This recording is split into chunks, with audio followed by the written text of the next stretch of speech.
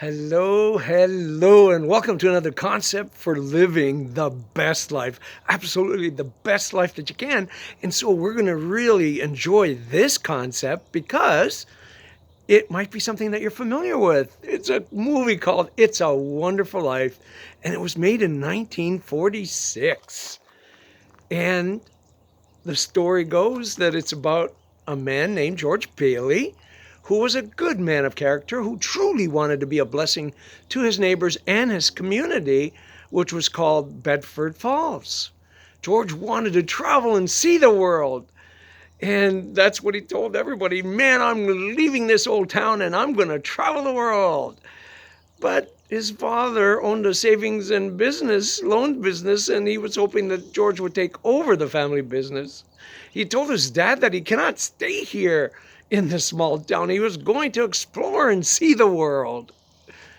Those were great intentions, but life had a way of interrupting our best made plans. And George found out the hard way, as a lot of things went wrong as a result of life getting in the way.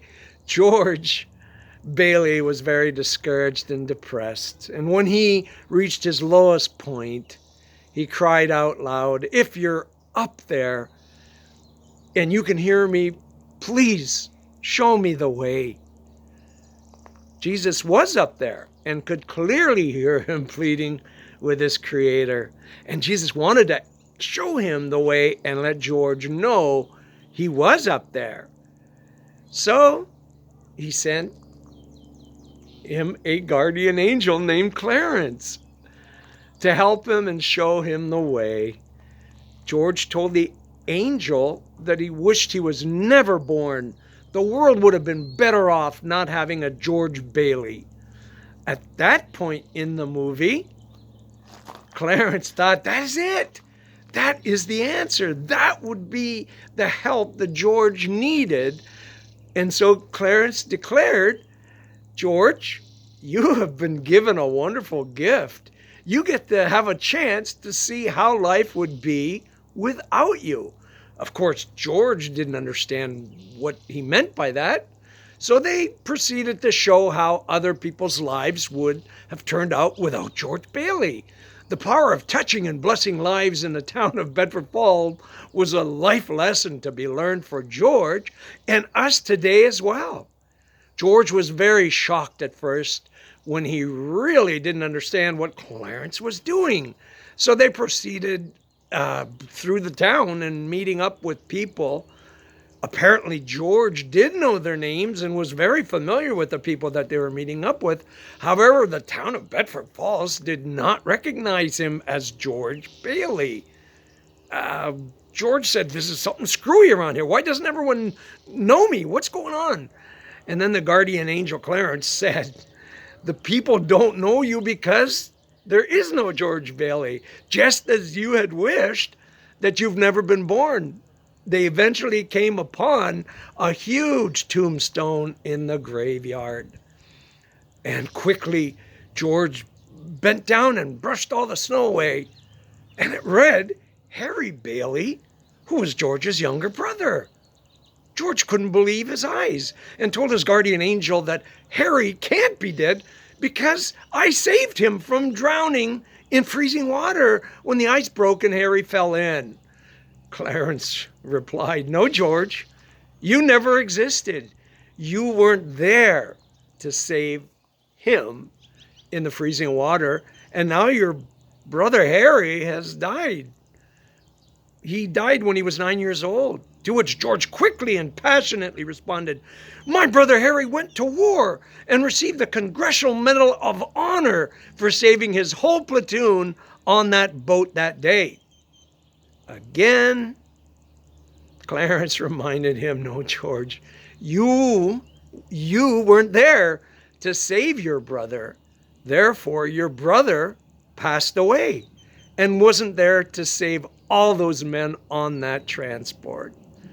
Clarence continued to say, "Funny thing about life, George, one life touches another, and that life touches another, and so on and so on." We desperately need each other's love and care. If you think about it, George, you really had a wonderful life. They continued through town and saw the many changes that had happened in a world without George Bailey. He was not there to touch and help other lives because George was not there to help others get out of poverty and their own purchase of their own homes because of the savings and loan company. Therefore, they were bettering their lives. And that was very evident.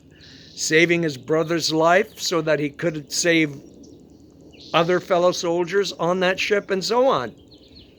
The film ends with George pleading passionately with his maker.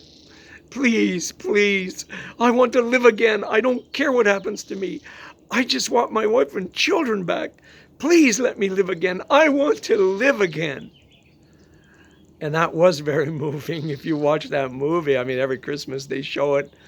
Oh, that brings me tears every time when he says, I want to live again. I want to live again. And then the snow starts falling in the background, and you can see that he was given another chance to live again. So, the moral of the story and the value of this life lesson from the film can be an illustration for us to consider.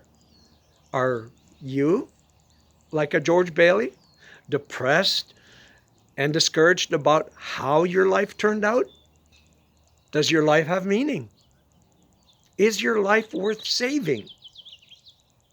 Do you have anyone in the sphere of your influence that needs your healing touch, your kind word, whatever it is? Perhaps a friend, family member, or neighbor that needs to be helped. There are so many helpless people that go untouched by loving and living in these last days.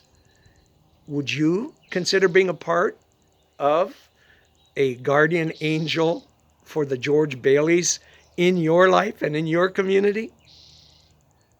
Would you prayerfully consider spreading the love and the good news through our church in the cloud?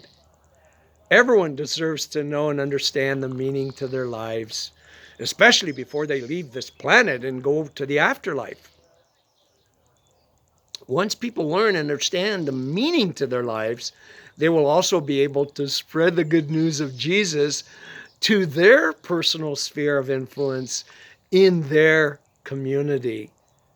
So if you want to be a part of this wonderful life lesson and you want to live again, then consider finishing strong by being an agent for increasing the population in heaven. Yes, you can have a part in increasing the population. We have that privilege that Jesus gave us, that we can be about our Father's business, and his business is to get people up in heaven. So you completely are directly involved in that ability to change the population of heaven. You didn't think so, did you?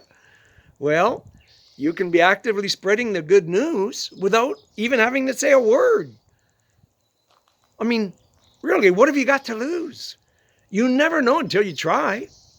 Perhaps we will get to the afterlife in heaven, and someone will come up to us and say, hey, Jesus just told me that you were the one that sent me the invite to be a part of the church in the cloud.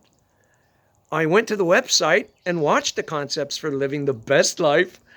I decided to start a personal relationship with Jesus. And I wouldn't be here in heaven if it wasn't for you. Thank you. Thank you. Thank you for being obedient to the Holy Spirit's leading and inviting me to the church in the cloud. And of course, we will both fall to our knees and worship Jesus for his love and kindness in allowing us to be a part of sharing the good news with our fellow human beings.